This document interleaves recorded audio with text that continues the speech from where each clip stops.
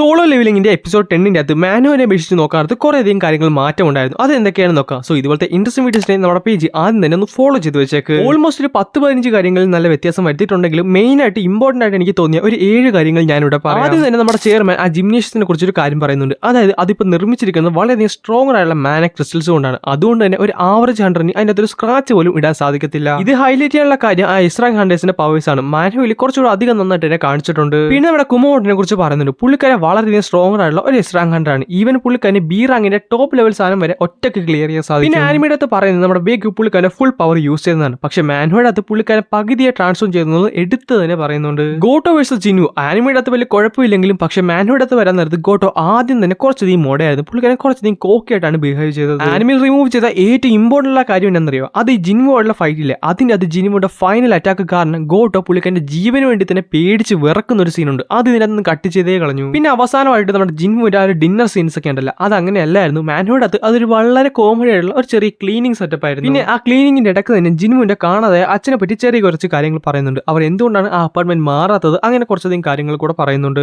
ഇത്തരം കാര്യങ്ങളാണ് ആനിമയിലേക്ക് വന്നപ്പോൾ മാനുവൽ നിന്ന് മാറ്റിയിട്ടുള്ളത്. ഇത് മാത്രമല്ല കേട്ടോ, ഇഷ്ടംപോലെ കാര്യങ്ങളുണ്ട്. പക്ഷേ ഇത്തരം കാര്യങ്ങളാണ് കുറച്ച് ഇമ്പോർട്ടന്റ് ആയിട്ട് എനിക്ക് തോന്നിയത്.